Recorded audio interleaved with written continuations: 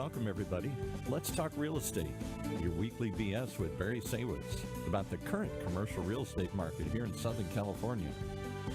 As we take a no BS look at both sides of the issues driving this market today to find the best solutions going forward.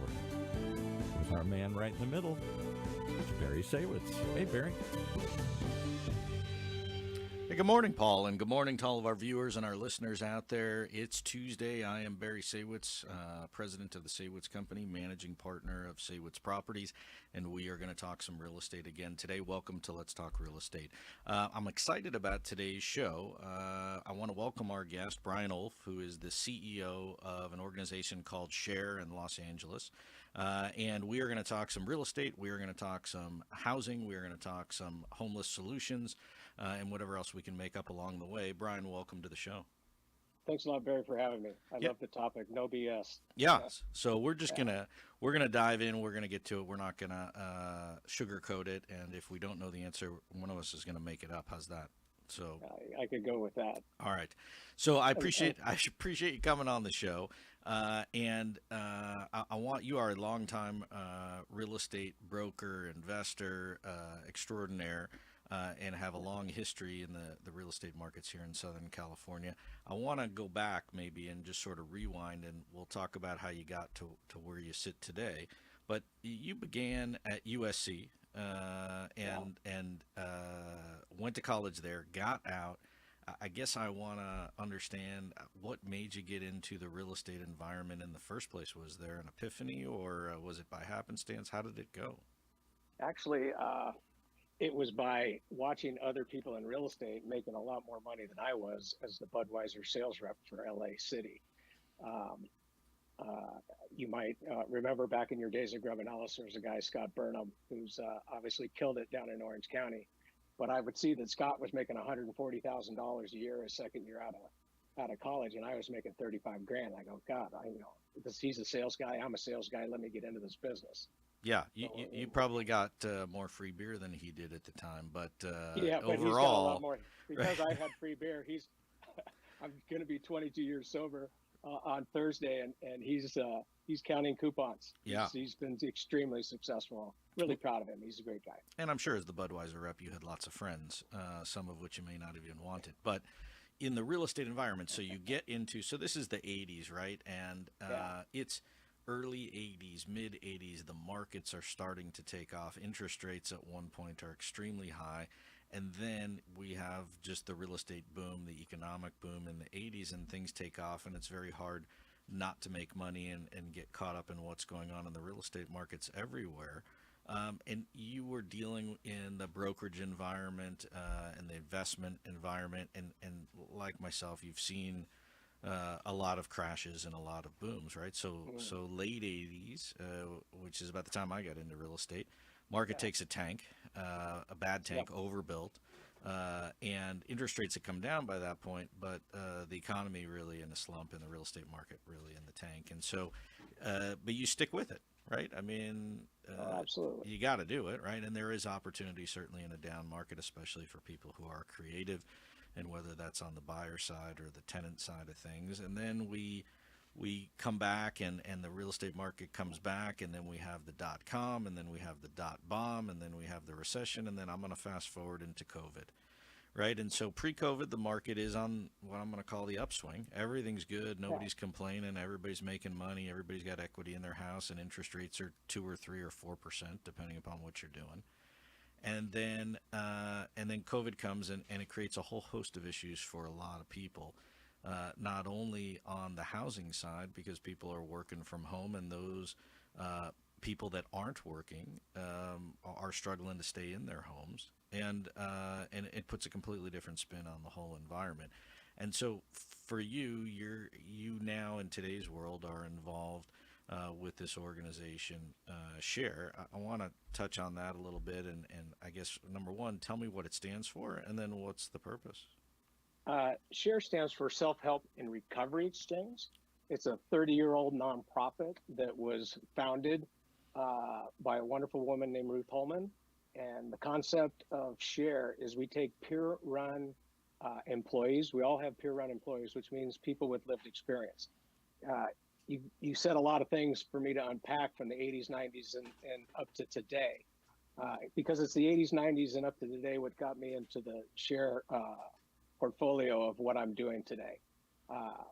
On Thursday, I'll be 22 years sober if I make it to Thursday, but let's hope I'm. And congratulations for that. Thank you very much. And I had a grand mal seizure in front of 80 guys at Cushman and Wakefield from an alcohol withdrawal. And so I was never allowed to be anonymous as it relates to my problem. Everybody knew it. I had a problem with alcohol. But the longer I stayed sober, the more people would call me and say, hey, can you help my dad? Can you help my mom? Can you help my sister? I was helping fellow colleagues throughout the real estate industries, their wives, their husbands, all the above. And it started to fill me in a position of what I was doing, that I was really making a difference. And, I loved the real estate world. I partied hard in the real estate world back in the 80s and 90s. I think it's the experience that I got, through all those good times and bad times. I mean, I think I did over 6 million square feet of tenant rep. That was really my specialty. And I learned about it in the 80s, the recession in the 90s. If you were doing, as the adage says, 20% of the people are doing 80% of the work, and I was one of those 20% in LA. So I did get hired to help people during those times, and corporate tenants. And for those folks who weren't around, I mean, in the 80s, which I loved it, right? They had parties. They were giving away Rolex watches and a lease on a Porsche and shrimp and lobster. I mean, I was at all those events. Free food, free booze, free entertainment, Laker girls, you name it, right? And then one day somebody turned the spigot off pretty quick. Yeah, but they still entertained the guys that had the tenants. But you're right. And, back then, I played golf 11 days a month, but never on weekends. So if you look at that, taking people out to LA Country Club or all the others, I mean, that's just how business was done back then. And it's completely different now. But I think the big thing that you came to the conclusion is what's happened in COVID and the effects of how that's dealing with the real estate market. And I think that's been the biggest disconnect. I mean, we had high interest rates and we had depressed markets and we had tenants, in downtown, majority of the life of my career in downtown LA, people didn't go into brand new buildings. They changed addresses based on terms and conditions that were happening. But the COVID thing, I think you might know through looking at my bio that I'm on the parent board of the YMCA that oversees all 28 YMCAs in LA. Now, during COVID, we had to furlough about 2,600 people. And when we started bringing them back, we realized that we had a much bigger job as the effects of COVID, bringing back these people in the sense that 47% were gaining weight, 37% were drinking too much, there was spousal abuse, there was child abuse. The statistics were down 700%. 700% of the statistics for child abuse, there was less. And that was because kids weren't in school, is where they get reported. So you had this huge problem, not to mention COVID, not to mention in the lower economy households where grandparents and everybody lives together in a smaller house. They did witness COVID, they did witness death, and the overall mental condition of the people that were taken out of their jobs, financial insecurity, created this big problem. And at the Y, we are onboarding and have brought back these people. I'm the task force chair of the Emotional Social Wellbeing Task Force there, where we're putting people into getting counseling, to getting self-help support groups, and that all came from what SHARE is. SHARE is the Self-Help and Recovery Exchange. We do self-help support groups, where you might just consider it like AA, going to an AA class, building community, fellowship, and kinship. There's over 700 different traumas that people experience that are out there. And anything that creates an upset within your body is some sort of a trauma or an upset. And there's a self-help support group for each and every one of those groups. SHARE created a model of putting people into housing in the sense that if we put people into housing versus single rooms, they would get better because they formed community and kinship. I understand that because I lived in a hotel by myself for 18 months when my addiction, lost my family, I'm on the pillow, worried out, fear, anxiety, upset in my brain. I'm lonely, I'm isolated. And it wasn't until I got out of that hotel room and went to an AA meeting at the YMCA that I started to see other people that were like me that were getting better. And that's the whole concept of the SHEER model. And so it's a peer housing with support. 100% peer. Right? If I'm on the street, I still do this myself. I get down on the street and I do outreach. I've done it on Skid Row. I've done it on Venice Boardwalk and other places. I have an ability to talk to somebody that's in that situation because I can give them my story. I can reveal to them that I've been through a lot of the things they've been through. I don't dress like this when I'm doing it, but the fact of the matter is I do have lived experience. I do know what it's like to live in a single room. I do know what it's like to be on Skid Row. Part of my territory with Budweiser was all the bars and liquor stores down on Skid Row. You get a big life lesson when you spend time down there. And, having that experience and then recovering, you're a big asset. Most of the outreach people in the city systems or the county, they hire people to do outreach that don't have lived experience, that also don't have an ability to house anybody because the housing isn't built. We're a housing now company. Right. I mean, it's real time because you can help somebody get off the street immediately. I mean, we've today. I mean, we've had other mayors from other cities on the show in the past, and they talk about how the governor, in his efforts to try and deal with the homeless issue throughout the state, that they mandate, each city has a mandate to create low-income housing or to try and convert a motel into a transitional housing and do these other things. And I feel like when we spoke with them, not only is there pushback from the cities, but the expectations and the requirements are just not realistic and not in real time. Your opportunity to take somebody off the street puts them immediately into a different living situation instead of waiting for somebody to go renovate a property. That's absolutely. I housed 580 people last year at an average of $20,000 per person. The city and the county are housing a person for a cost of about $858,000. So if you can compare that, we're $838,000 cheaper than they are, and yet it's hard for us to get funded because there's a lot of people that don't want us to be successful in that arena.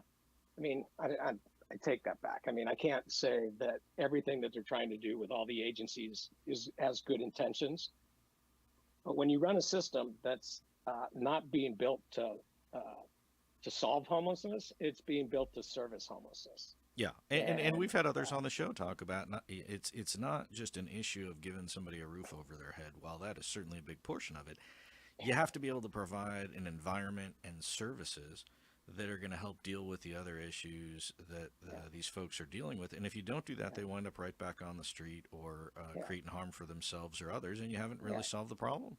Again, the biggest problem on the street, Barry, is the lack of social support.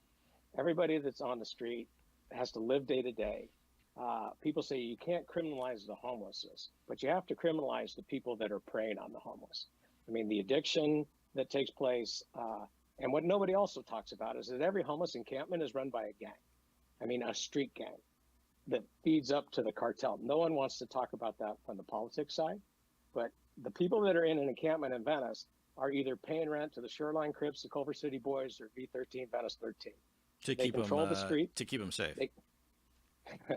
No, they do it because they become the sales team. You get a guy that's addicted to a meth habit, and he's given five bags of meth, or 15 bags of meth, of which he has to sell those, and for that he gets to keep 3 or 4 for himself to stay. Yeah. They run the sex trade, they run the prostitution, they run all those different functions, all the bicycles that are stolen and being repurposed. I mean, it's a whole operation and a business.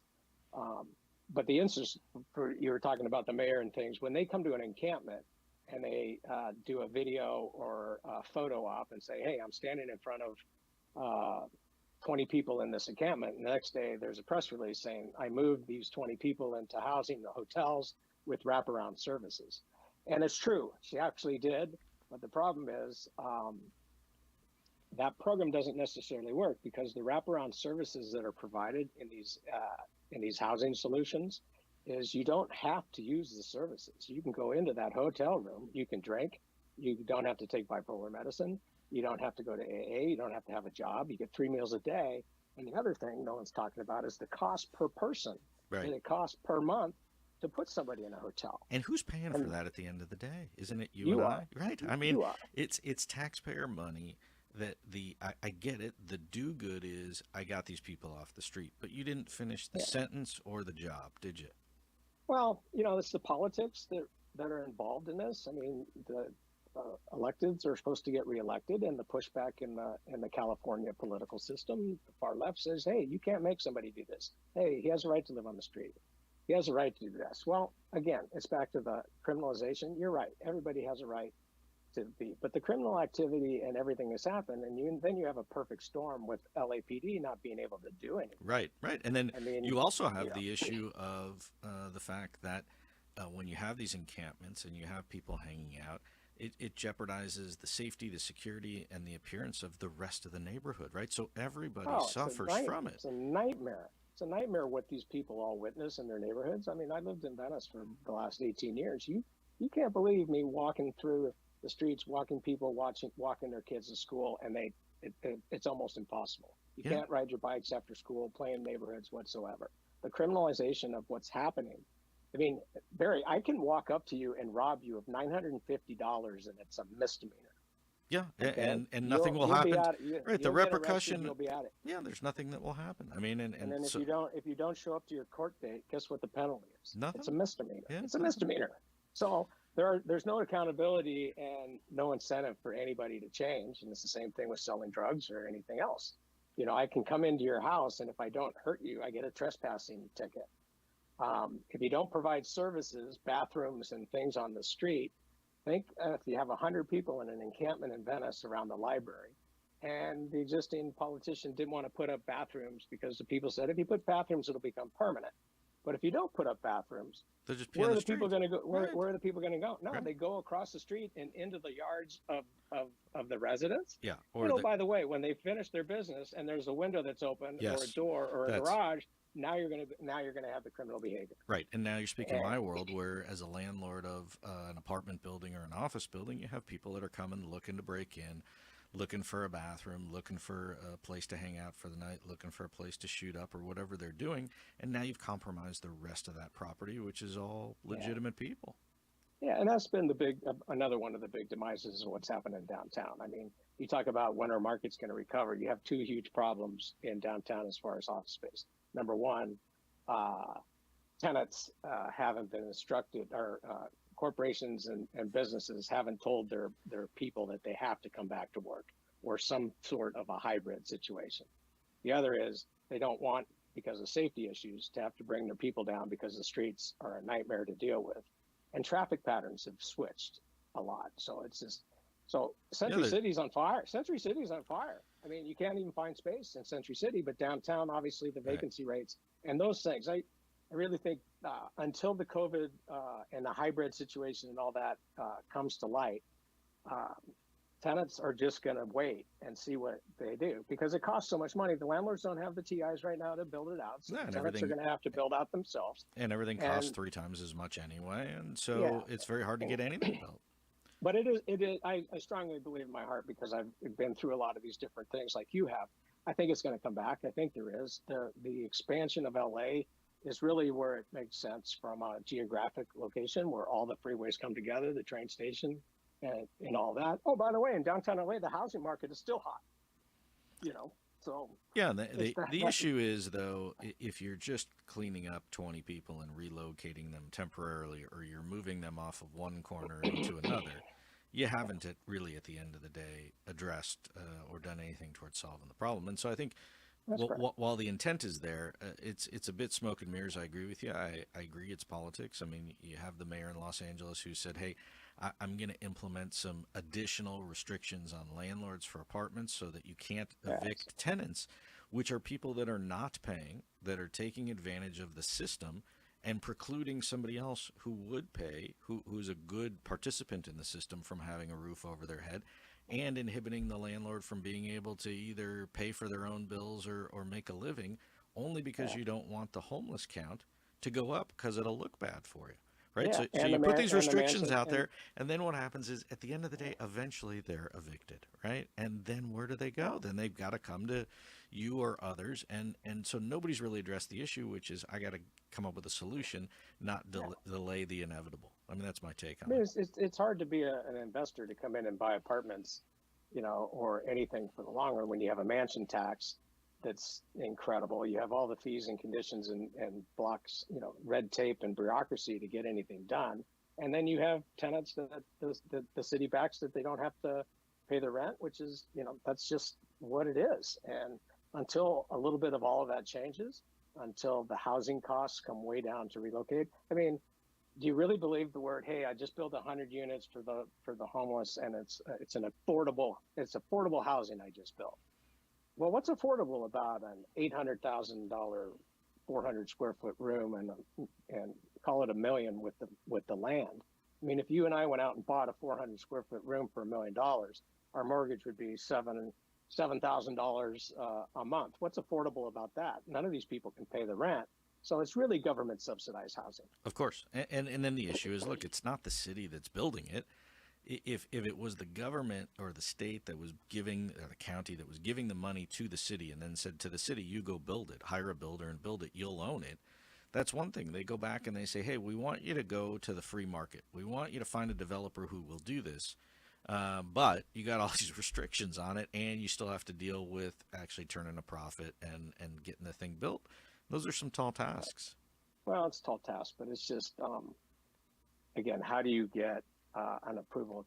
It's a pay to play game for all contractors and service providers in that sense, meaning, you have to get on the bid list in order to be able to build one of those buildings. And then the truth of it is, you and I both know it doesn't cost $800,000 to build a 100 square foot room. right. I mean, So that's how they get those prices up is the issue. And if it's $800,000 to build a unit, and it's 100 units, it's $80 million. And when you have four contractor people come in and say, hey, it's 80 million, 80 million, 500, 79 million. right. All four numbers are within 500,000. The general public looks and says, God, that must be what it costs. Right, and that's So not it's reality. it's smoke and mirrors on that. We can't buy our way out of this.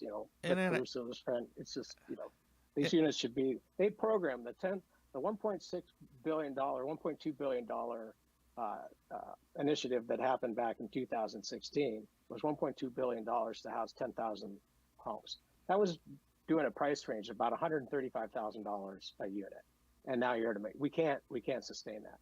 no, And we spent spent $6 billion over the last few years, and homelessness has gone up. So you can't get these units built. The 10,000 units. right. There's only been. That's there's my only been point. If you built two- 100 2 or units, 3,000. yeah, if you built 100 units, how many people would apply for those?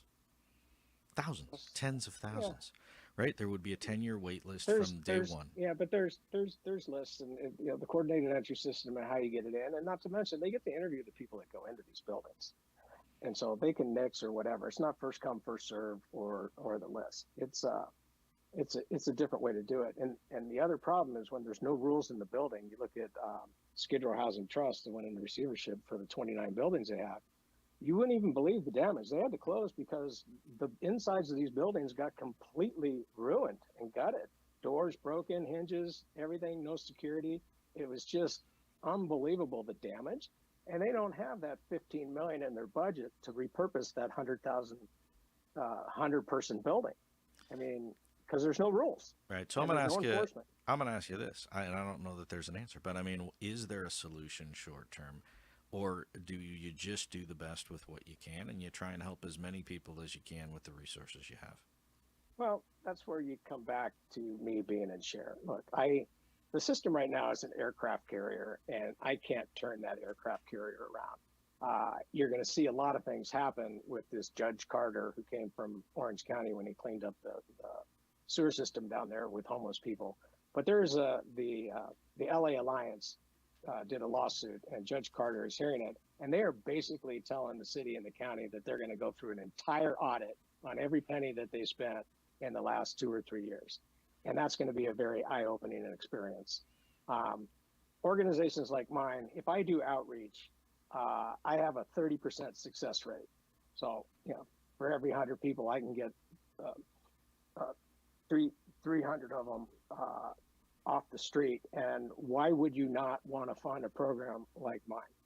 You know, And there are 100,000, I can take 30,000. I can't fix the whole program, but I have an ability to do something. But the funding streams don't support my project because HUD only forms new construction, not renting houses. right. Our program encourages recovery. The other programs don't. There's no faith-based people that can get involved. Union Rescue Mission doesn't get funded because it's church and state. Father Boyle with Homeboy doesn't get funded because he has, requires abstinence and is faith-based.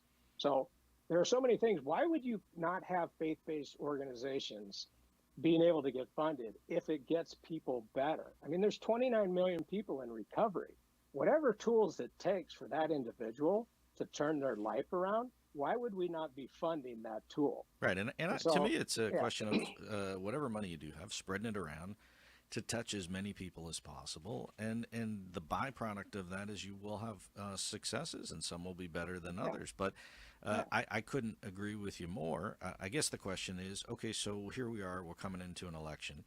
And homeless is, while it's not the top, there are many other bigger picture issues like the border and the economy and other things. But homeless, everybody who comes on the show, homeless is an issue, right? For every city, it's an issue if you have a home and you see homeless people in your neighborhood. It's an issue if you're struggling to keep a roof over your head, and it's an issue certainly if you are homeless. And so, do you see the election that's coming up changing anything, or is it just going to be more of the same?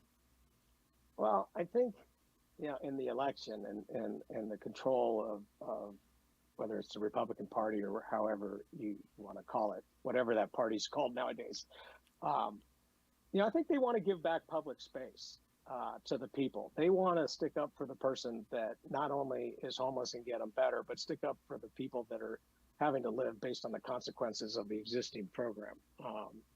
And so if you can clean the streets and also build temporary shelter, the reason shelters don't work, Barry, is because they're unsafe.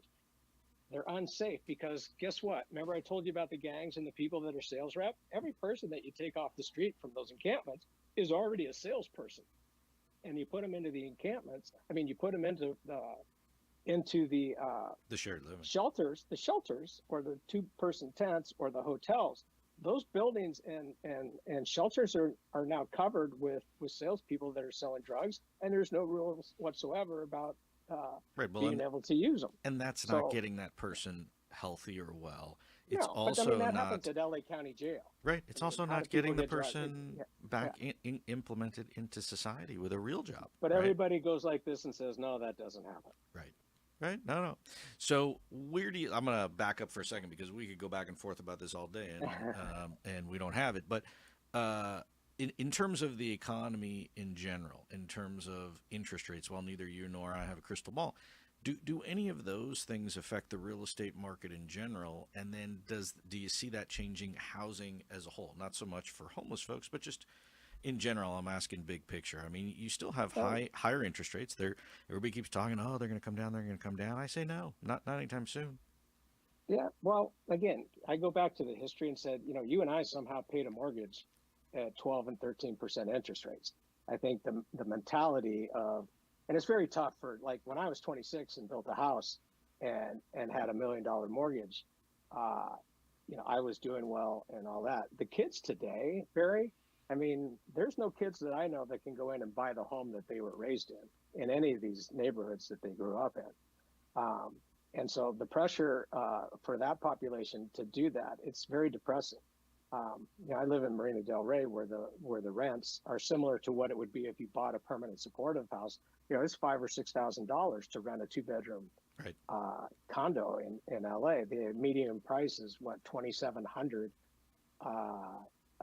a unit for rent in South Central Los Angeles and throughout the neighborhoods that are. I mean, those homes when I first started in this were $200,000 or $300,000 are now $700,000 or $800,000 to buy a home, near Manchester and Alameda. I mean, it's just. Yeah. Well, and look, the if price has gone up. you look at it and say, how much money do I need to make to be able to pay that rent and then to be able to eat and to have a car Yeah, payment I mean, and other things. And so it's a very, very expensive place to live. You have gas at north of $6. You have all kinds yeah. of, I don't want to say bad and I don't want to sound negative, but I mean, those are not positive things to get excited about in terms of the economy as a whole. Well, you And can't. and so and I don't expect that rents are going to go down because you have pressure on landlords from utility costs, from insurance costs, from trash and refuse costs. Everything goes up. Yet I have rent control from the state, so I can only Yeah. go a certain amount. And So so, what's your incentive to keep that building in Class A space, hey, I or agree. to take a B building and keep it a B, knowing that it's going to go to a C or D? And Well, guess what? That's tough shit. Excuse me. yeah. It's I don't you know if know we're that allowed. Are we that's allowed? Are we, Paul? Are we allowed to I swear on the thought show? you said no You're not. BS, Oh, so I was close, yeah. and I apologize for We'll that. clean it But up later. It's no big deal. yeah, but it's true. It's just, hey, people aren't going to have places to live nice if the landlords don't have an income, and I mean, not an income that's crazy. When you're making $2,500 on a room, that's high rent for these people, but you can't raise that rent. And a lot of the people that have rent is goes back 20 years that they're still protected in their rent control. In Um, parts of Los Angeles where you have that. But I mean, the fact of the matter is, Absolutely. you talk about the landlord, the incentive to fix a place up is really either pride of ownership or it absolutely has to get done, or the bank or the insurance company required me to do it. Uh, but otherwise, to spend money that doesn't have an economic return, you have many people that are just going, I'm just not going to spend it. And so who suffers? The person who lives there at the end of the day. Yeah. Right? I And mean, the prices and everything else. I mean, McDonald's is now paying somebody $20 an hour to cook hamburgers, and it's good for them. But it's hard for me to get people to save people's lives and work for me at 21 or $22 an hour when you can work at McDonald's for 20. well, I But also go look back but now to, look what it costs for a Big Mac now. They've raised right, you know right. That's, raised the rates. I I, mean, s- how could I? Thank God I quit drinking 22 years ago. I mean, it's 17.50 for a beer at Dodger Stadium. yeah. These kids are, how do they survive? I don't see how anybody can. I took my son to uh, California Pizza Kitchen. I mean, it was almost $80 for the two of us. We don't drink. Yeah. It's No, just it's crazy. and the fact of the matter is, you tout it again. You say the optics without getting controversial, but the fact of the matter is, oh, I raised the minimum wage, so everybody's making more, so vote for me because I raised the minimum wage and I did a good thing. But when everything else around you went up by that or more, I got to tell you, the guy at Starbucks or the guy at McDonald's who's getting $20 an hour, when his rent went up, when his gas bill went up, when all of his groceries went up by more than what his pay went up, he actually went backwards at the end of the day. Yeah. He is not further ahead.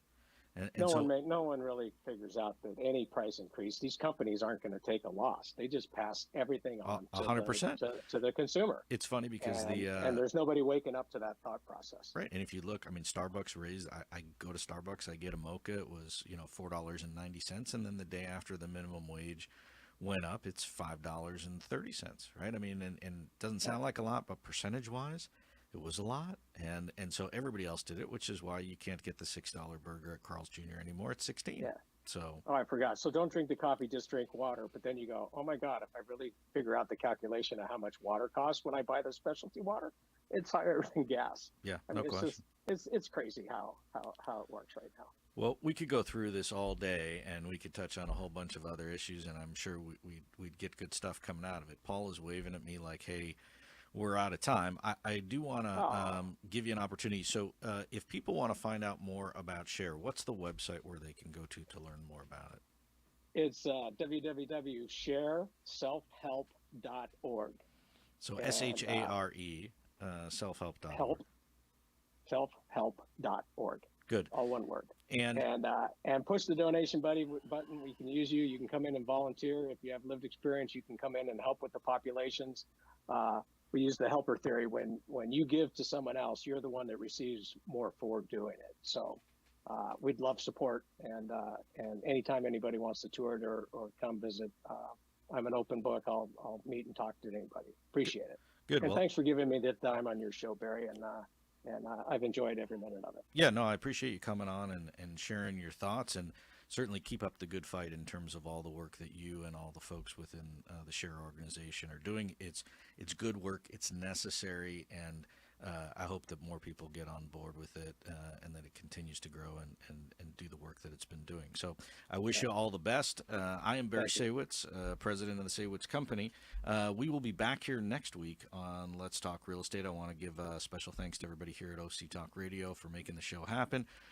Special thanks to our guest, Brian Ulf, and a special thanks to everybody for tuning in. We'll see you back here next week on Let's Talk Real Estate.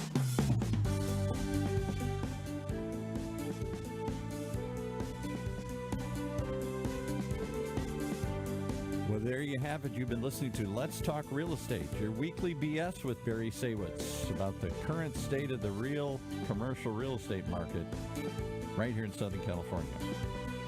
On Orange County's only community radio station, OC Talk Radio, streaming live from our studio here at the University of California.